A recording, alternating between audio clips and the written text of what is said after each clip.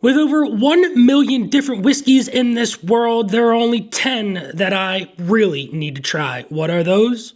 Let's find out.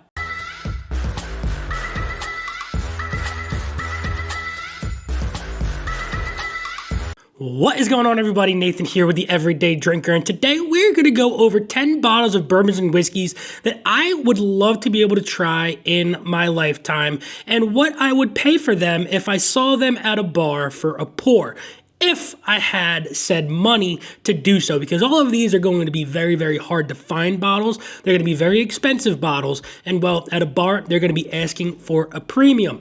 Now, I want to know what bottles of bourbons and whiskeys you would love to be able to try in your future. If you ran into a bar and you saw it for a price that you said to yourself, I could afford that, I could buy that, and I really want to try this bourbon or whiskey for that price. Leave those down in the comments below. Leave a like. Lets me know you guys enjoy these videos, and smash that subscribe button. Without further ado, let's get into bottle number one. Bottle number one, let's just start it off with a banger, right? I'm talking Michter's 20-year bourbon. I've had the barrel strength bourbon. I've had all of their core line offerings. I've had the 10-year single barrel, but I haven't had anything past that. Now for me, I can only imagine how good a 20-year-old bourbon from Michter's could be. Coming in at that lower entry proof with what Michter's does and not proofing it down that significant amount, or if they even are, I don't quite remember if they are barrel proof 20-year offerings or if they're proofed down just a little bit. But nonetheless, I think that what that has to offer straight pretty much from the barrel is probably some of the best whiskey out there on the market. And that is definitely one that I would like to try in my future. Now, if I saw it at a bar, I think that my maximum price tag that I would go for is about $130 for 2 ounces, maybe even an ounce and a half for these prices. But that is definitely one that I want to try. Bottle number two. This whole lineup has some really interesting different things, but they're all pretty much the same thing except for this one bottle. And I'm talking about the E.H. Taylor Amaranth Grain of the Gods. Now, this is a completely different grain being used in this mash bill, and for me, I find that to be really interesting. They tried to use something a little bit different. Some people say that this bottle wasn't that good. Some people say, that the differences in this are what make this bottle really unique. Now, this bottle fetches a really high premium of like $1,800 to $2,500 on secondary, but like every other E.H. Taylor, it was around a $75, $85 bottle when it was released. Now, if I saw this at a bar, this was, I think, the 2020 release. I can't quite remember off the top of my head, but I did do some research. Some bars still have a bottle or two of this, and they're charging roughly $100 to $120 a pour. So I would go for max about $100 for this bottle at a bar if I saw it. Let's get into bottle number three. Whiskey number three is one that I haven't had anything from this lineup, which is the Wild Turkey Master's Keeps. Now, one that I always wanted to have and never had the opportunity to even see in a store was the Master's Keep 1. Jimmy Russell likes that, mid-tier age stuff. So what I did research on this bottle is 8 to 9 year blend. And then they also married it with some 14-year-old bourbon as well. Bottled at, I think, 101 proof. And I think this bottle just has some mystery to me for some reason. I don't know why. The Forgotten, the Unforgiven, and the Voyage, all of them I'm not really that interested in, but this Master's Keep 1 is definitely one that I would love to be able to try. And doing some looking around, bars sell it for about $65 to $95 a pour. So I think my max that I would go for is probably $70 for this pour. It's not one of those top tier bottles on this list that I would spend an arm and a leg for, but it's definitely one of the Master's Keeps that I personally would love to be able to try. That was bottle number three. Bottle number four is a specific George T Stagg. I've been fortunate enough to try many George T Staggs, except for some of the earlier releases. Now, this is a middle-aged release one. This is the 2011 George T Stagg. This is one of the higher-aged George T Staggs, coming in at 18 years, but it's also a hazmat. It comes in at 142.6 proof. I can only imagine that this thing is a bomb of a bourbon. The last couple of releases have been in the higher 130s in the proofs, and they've been in the upper age ranges of the 15 and a half years.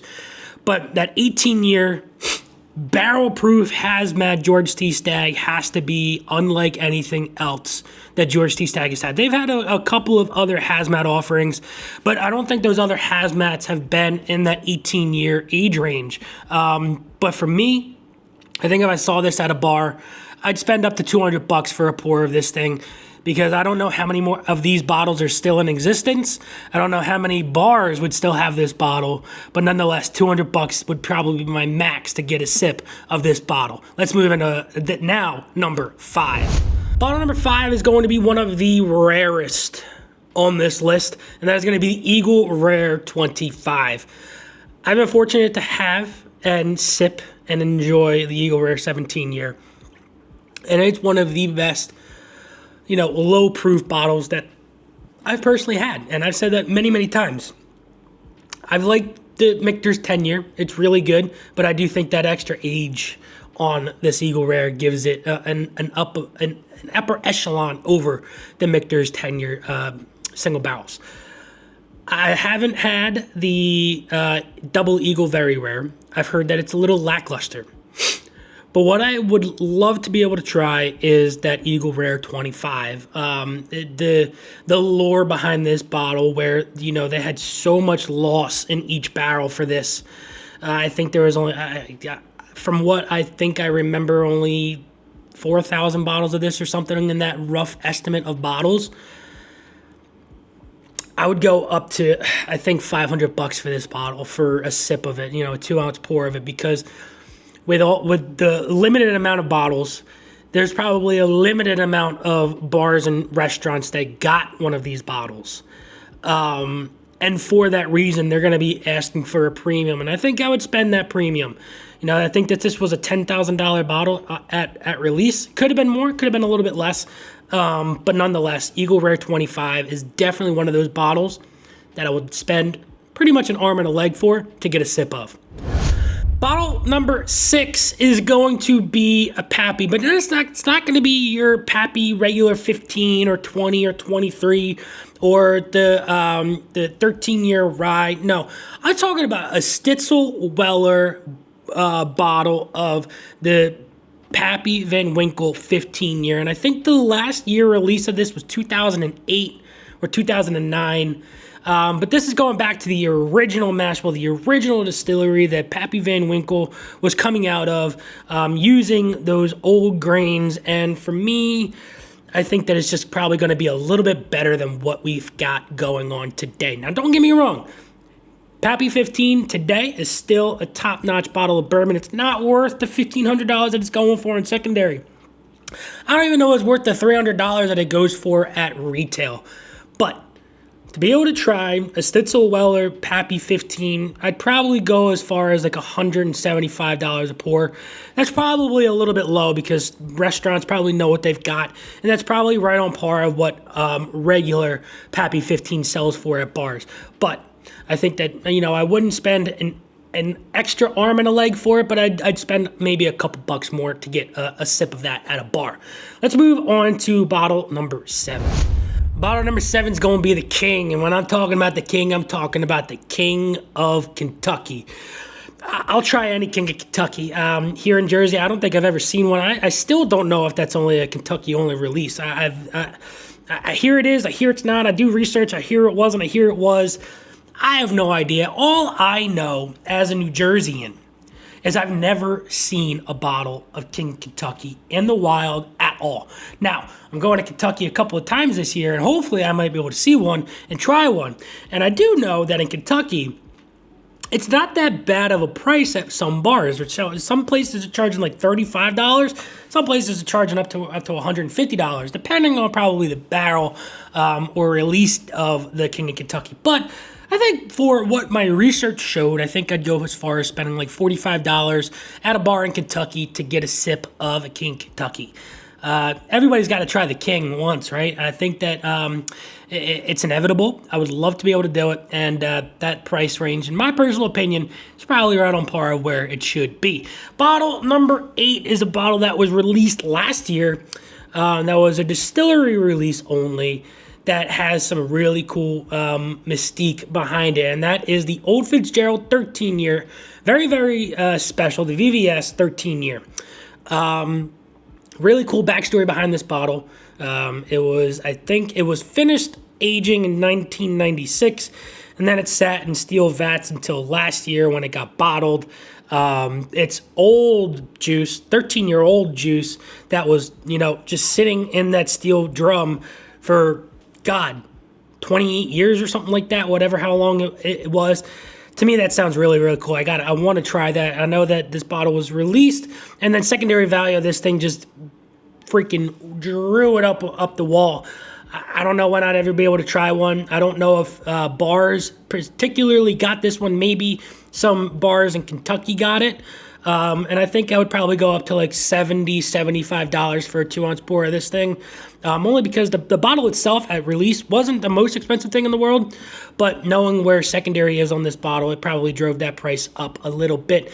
And restaurants and bars pay attention to the secondary market and what they've got going for their offerings. Bottle number 9. Let's get into bottle number 9. Bottle number 9 is a bottle that was released this year. And that's the Jack Daniel's 14-year. I haven't had a sip of it. I haven't personally seen it in the wild. All of my contacts, here in Jersey, most stores didn't get a lot of it, 1 or 2 bottles per store. And I wasn't going to be spending anywhere near what secondary of this bottle was at the time, like $650 for it. It's definitely dropped down in price a little bit. I think secondary is like asking like $385 to like $450, depending on who you're getting it from, where you're getting it from, what state and stuff like that. But I think that I would probably spend like $45 to $50 for a pour of this at a bar. I've heard it could be the whiskey of 2025, but hopefully I can get a bottle of it. Maybe they're doing a small secondary drop of it later on in the year, and maybe I can get my hands on a bottle of it, but that's for time to tell. Now, we're on bottle number 10, and bottle number 10 is something different. I've done nothing but bourbons pretty much till this point. But the pinnacle of my wanting to try lifetime is this bottle here, and that is going to the Michter's 25-year rye. And for me, like I said before about the Michter's 20-year bourbon, that low entry proof, for me, I think that the best rye I've ever had was the Michter's 10-year single barrel rye. Unbelievable bottle. Can't go wrong with that whatsoever. I love the bottle design. I love the bottle design of the Michter's 25-year rye. That bottle is absolutely divine, absolutely beautiful. But we're talking about the rye whiskey inside this bottle has to be some of the best, liquid gold, liquid from God himself. I would spend $500 on a 2-ounce pour of this. Without a doubt. If I saw it at a bar, I had the money to spend for it, I would 100% spend $500 on a pour of Michter's 25-year rye. So there you guys have it. Those are the 10 bottles of bourbons and whiskeys that I would spend a little bit more on to be able to try at a bar.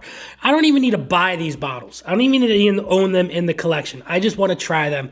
If I saw them, if I had the money, that's what I would spend. Let me know in the comments below what you would want to try, what you would spend on them, and if you want to also add into what my list is and what you would spend on my list, let me know that down in the comments below. Check the link out down below for the Patreon. Fun things are coming that you don't want to miss. But until next time, this has been Nathan with the Everyday Drinker. Cheers.